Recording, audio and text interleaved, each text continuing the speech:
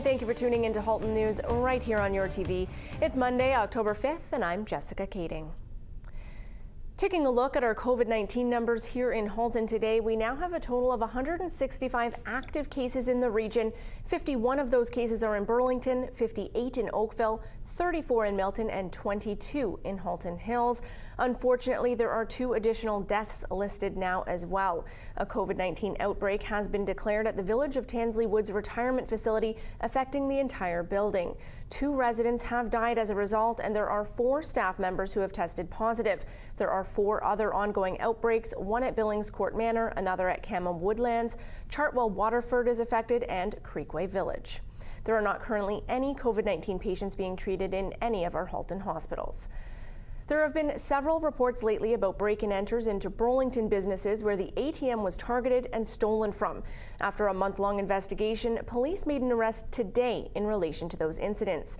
48-year-old John Bailey of Burlington has now been charged with break-and-enter, possession of fentanyl for the purpose of trafficking, and failure to comply with probation. If you have any further information that could assist, please call Crime Stoppers at 1-800-222-TIPS.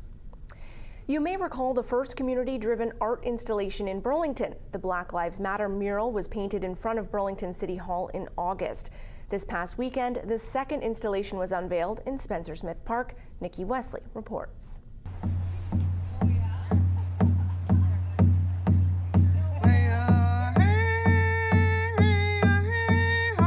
The Red Dress Project was originally created by Métis artist Jamie Black in 2010 to commemorate missing and murdered Indigenous women. On Saturday, local artist Amber Ruthhart unveiled the public art installation, The Promenade of Pain, in Spencer Smith Park. I am a descent of Cree First Nations of White Bear Clan Treaty Number 4, and I have been legally recognized as a 60s scoop survivor. I too have daughters. My eldest is here today, and I have a youngest one named Raven. And boy, she looks Native.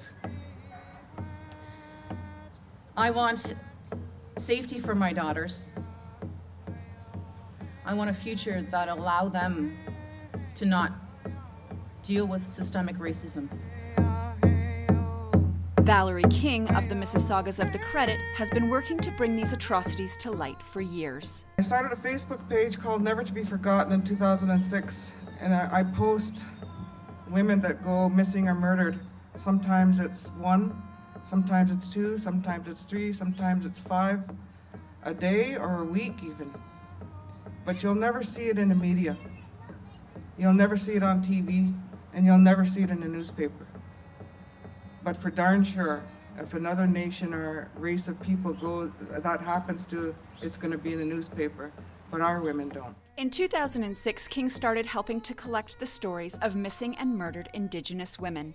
In 2010, the RCMP took over and reported in 2015 that 1,200 women had gone missing. And society was shocked, but Indigenous people weren't.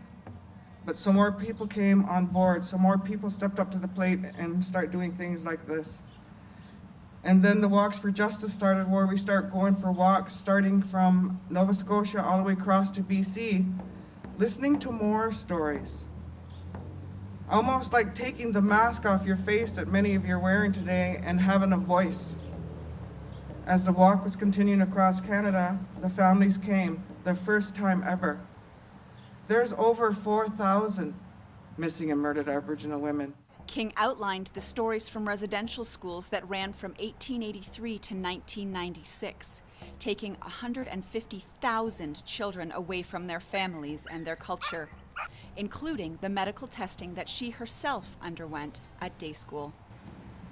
And of those 150,000, 30,000 of them never came home. So you think about that. It didn't start just 5, 10 years ago, 20 years ago, the missing and murdered. 30,000 never came home. Racism is not dead. Systemic racism in our health, justice, education system as the nation grieves the recent appalling tragic death of another tragic story of a woman named Joy Ashikan. She was 37, a mother of 7 from Adamakat Nation, In her final moments, she went Facebook Live this last week, recording her treatment she spent listening to racial slurs. I'm not going to repeat them. And she died pleading for help. A report by Amnesty International stated in 2012 that the homicide rate for Indigenous women is roughly 4.5 times higher than that of all other women in Canada. Since then, it has gone up and is now 7 times greater. When I do the vigils, it's not just for show. It's for all my women that are behind me and all the women coming. Because when I post those women on the Facebook, it looks like my niece. It looks like my sister. It looks like my daughter. And it could be. I always tell my daughters never travel alone, because you can't. When people of Burlington come down this path, I'm really hoping that they're going to start asking questions. Why are the red dresses here? How come there's so many? What does this mean? What is this? Why? And when they read the placards, they'll understand that this is for murdered and missing Indigenous women. It may not be so prevalent here in Halton, in Hamilton, in Burlington, in all these areas, but it is across Canada. Like, not in this area, but it's such a hidden challenge that we have in Canada. And, you know, we start opening eyes and getting people to recognize that, yes, this is part of our history. This is part of what is happening now. And just to get that message out and get those voices heard is really important. I just have to say it's haunting, isn't it? You see these empty dresses hanging, and I'm told there are close to 60. That's a fraction of what we know in terms of women who have gone missing. Imagine if it was all of the women that have gone missing and girls that have gone missing or been murdered because they were Indigenous, because they were women. Reporting for Halton News, I'm Nikki Wesley. In honor of Fire Prevention Week, we spoke with Oakville Fire Chief Paul Boissonneau this morning to see how the fire department will be getting their message out during the pandemic. Let's take a look. This week is Fire Prevention Week, so as a department, it's obviously a different time for everybody associated with COVID restrictions, so we're doing our best to get out to all the families virtually, coming up with new bright ideas, sending out more things on social media. We've got things on our Twitter page, on our new Facebook page, so we're really trying to get this year's messaging of serving up fire safety in the kitchen. We're trying to get that out to people as best we can, and I think that our Fire Prevention Division is doing a great job in doing so. Halton Hills Fire Chief Harry Olivieri has decided to hang up his gear following a 36-year career. Starting as a volunteer firefighter in Ancaster in 1984, he became a full-time firefighter and progressed through the ranks to captain and fire safety officer. In 2005, he joined the Halton Hills Fire Department as Deputy Chief of Prevention and Public Education and was promoted to Commissioner and Fire Chief in 2018. In a statement, Rick BONNETTE said, "I want to thank the Chief for his service and dedication to this community. People who choose to make a career in the civil service typically do so because they want to give back to the community. This has certainly been the case with Chief Olivieri, who has made his mark over 15 years of service with the town." Yeah, it's of course also important to be safe out there while walking or riding around on your bike, especially as night begins to fall and drivers' ability to see you is greatly reduced. It's not uncommon to see joggers or sometimes even cyclists wearing all black, but Sergeant Ryan Snow urges you to take your attire more seriously as it could save your life. Yeah, you know, it's a really, really great topic to discuss as we trend into the fall. Again, we're noticing the days are definitely getting shorter. We're not quite at daylight savings time yet, or the end of, where it's going to get dark around 5 in the afternoon. But it's a great opportunity to talk about pedestrian and cyclist safety and to kind of recalibrate some of that behavior that kind of creeps in as you're still walking and cycling at 9 at night and it's bright out. So definitely some good proactive tips that, you know, police recommend. You know, if you're going on out for a run, whether it's 5 in the morning or 8 at night, make sure you've got on reflective clothing. Recognize that, you know, motorists were only able to see you if there's something about you that doesn't kind of, you know, that steps out from the background. So, you know, I can tell in the last couple of weeks, I'm seeing joggers at 5 in the morning, all in black. It's dark out when I'm coming into work. And if it isn't just for that kind of, you see that motion ultimately they just sink into the background, which ultimately is very unsafe again for a pedestrian on our roadways. So bright clothing, ensuring that they kind of separate themselves from the traffic lanes, utilize sidewalks or some of the kind of trails and routes that don't involve traffic within the region. There's lots of those. Ultimately ensuring you're aware of your surroundings, maybe cut the volume down on the music if you're wearing headphones or some sort of ear pod, are all great ways to be able to mitigate some of that risk. It's that message that's never ever going to grow old. If you are a cyclist, you are a pedestrian, you are a vulnerable road user, it's not right of way when it comes to traffic, it's right of weight. So do what you can to protect yourself and keep out of a kind of a close quarters interaction with a vehicle that could weigh 4,000 to 6,000 pounds. Just as the disease attacks our most vulnerable from a public health point of view, it attacks the most vulnerable economically as well. That's a quote from the Honourable Perrin Beatty, Canadian Chamber of Commerce President and CEO, as our guest on the next episode of The Issue. The show looks at how COVID-19 has affected businesses across Canada and what measures the Chamber is advocating to help. I was just wondering, you represent various sectors of the economy. Is there a specific sector that you're most worried about going forward? Yes, there is. Usually what happens in a recession is it's first in, first out. The sector that gets hit first is the first to come back out. In this instance, that's not the case. So you take the tourism, hospitality, restaurants, hotels, travel, festivals, all of that sector. They were the first to be hit, and they're likely going to be the last to come out of the recession as well. So in a survey that we did in conjunction with Statistics Canada, looking at restaurants in Canada, about 2/3 of them said that without supports, if they have to deal with social distancing for public health reasons, without support, as many as 2/3 of them would have to close permanently by the end of November. Same for hotels. It's been a very tough summer for hotels, particularly urban hotels, as people were trying to flee the city. Now they would be going into convention season, business conference season, business luncheon season, business travel season, Christmas parties and so on. All of that is gone. And we're running the risk that a very high percentage of the hotels in Canada could find themselves in very serious circumstances. You look at the airlines and you look at airports, where an airline loses 95% of its business. It's just unsustainable. And then it takes everybody else with it. All of the concessions at the airport, the taxis, the restaurants, the hotels, and so on. And we also run the risk that in many communities across Canada, we could be losing our airline service that we have today unless something changes. The full episode of The Issue airs tomorrow, Tuesday at 8 p.m. Tim Cadigan has completed his 2-year term as chair of the Oakville Chamber of Commerce, and Chamber President and CEO Drew Redden congratulates him on an outstanding job. The Chamber now welcomes Doug Eglington as the chair of the board for the rest of 2020 and into 2021. He's been a member of the Oakville Chamber for over 18 years, has served on the board of directors for 3 years, and as vice chair of the board since 2018. Doug Eglington will bring welcoming remarks at the Chairs Community Forum, which will be held in place of the traditional Chairs Dinner this year. Tune in for this thought-provoking conversation with Oakville's business leaders right here on YourTV on Thursday, October 8th at 8 p.m. Or if you prefer, you can watch it on the Oakville Chamber's Facebook page as well. We do need to take a short break now. We'll be right back with more after this.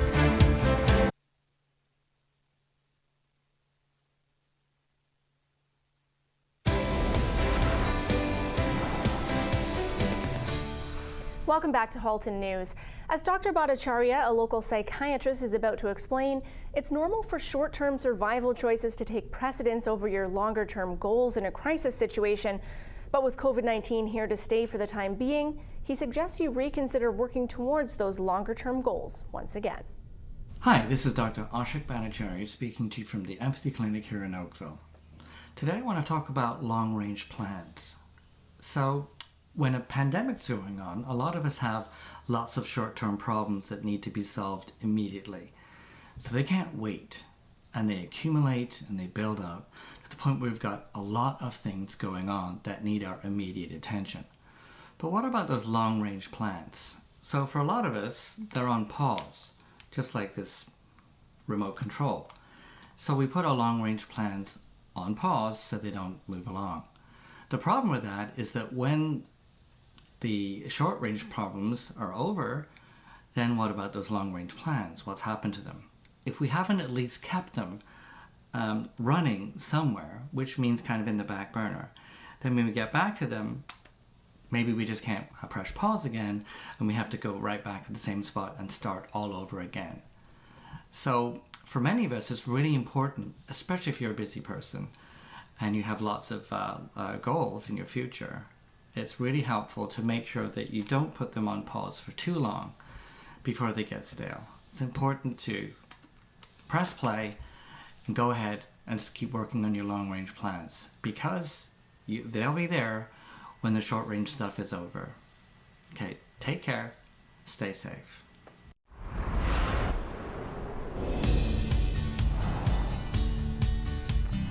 Beautiful day out there today. Here's a look downtown Burlington at the art installation there as we look into our 5-day forecast.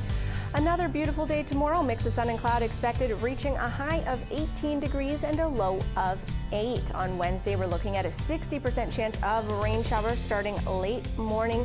19 degrees is your high, and then sunshine expected leading up to this Thanksgiving long weekend. We've got 17 degrees without a cloud in the sky on Thursday, once again on Friday, and then a mix of sun and cloud for you on Saturday at 19 degrees.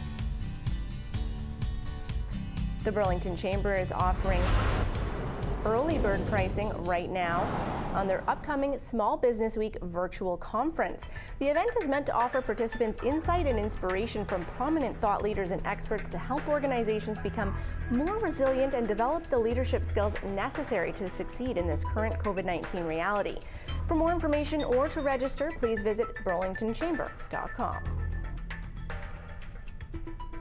And now we'll look to how some of Halton's top companies have performed on the markets today.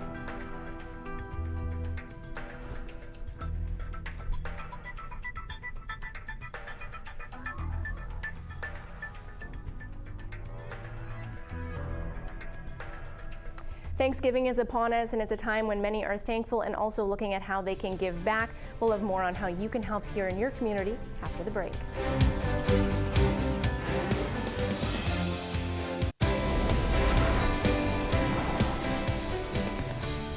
Thanks for staying with us here on Halton News. The Burlington Food Bank has been giving our community daily updates throughout the pandemic, and with Thanksgiving coming up, there's even more to be grateful for. This is Robin Bailey, the Executive Director of the Burlington Food Bank.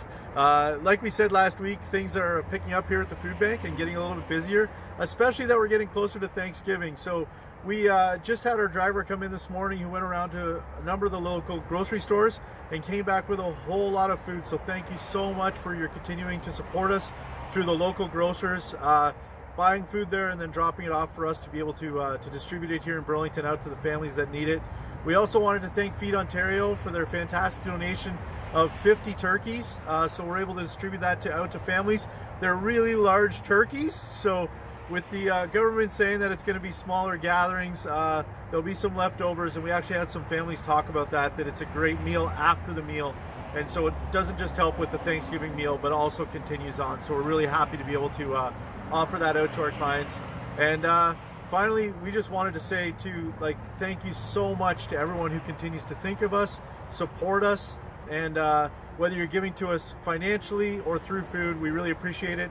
And especially to those who haven't used us who need to, please email us info@burlingtonfoodbank.ca or give us a call 905-637-2273. The St. Andrew's United Church Outreach Team is offering a free community dinner. These dinners are being offered on the third Friday of each month. Their next dinner is scheduled for Friday, October 16th, and the doors open at 6 p.m. All are welcome. The church is located at 89 Mountain View Road, South in Georgetown. For more information, please call 905-877-4482. The 80-plus Hockey Hall of Fame was set up in 2011 to recognize active hockey players who are 80 years of age and older. Each year, there's an induction ceremony to inaugurate new members into the hall. This year, the 2020 inauguration will be hosted on October 24th by the Burlington Old Timers Hockey Club in Burlington.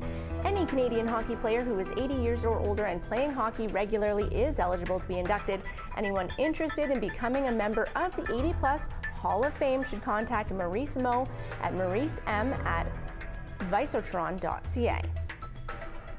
If you're looking for something socially distanced to do with the family that feels like a getaway but's right here in your backyard, you should know that Bronte Creek Provincial Park is still open for camping in your tent or RV trailer. They're also open for day use activities such as hiking and bird watching. The use of off-leash dog area is also available. There are no fire bans or boil water advisories at this time. The park is open daily from 10 a.m. to 8 p.m. Pumpkins After Dark is an event for the entire family. It runs through November 1st. The event features 150 one-of-a-kind pumpkin sculptures, which can be viewed from the comfort of your own car on the 2.5-kilometer loop at the scenic Country Heritage Park in Milton. Tickets are only available online. For more information and to buy those tickets, you can visit pumpkinsafterdark.com. We have a brand new show premiering here on YourTV tonight called Taking a Stand Matters, hosted by Richard Pinnock. Be sure to tune in. We have Andrew Tyrell as his first guest tonight of the Caribbean Association of Halton. I'd like to take this opportunity to thank you for tuning into Halton News right here on YourTV. We'll be back tomorrow night at 5:30. Until then, I invite you to connect with us on social media. You can find us on Facebook, Twitter, and Instagram at YourTV Halton. We're also available via email at haltonnews@cogeco.com. Feel free to send us any comments, questions, or story ideas. We're also available online at yourtv.tv for more content. For Halton News, I'm Jessica Kading.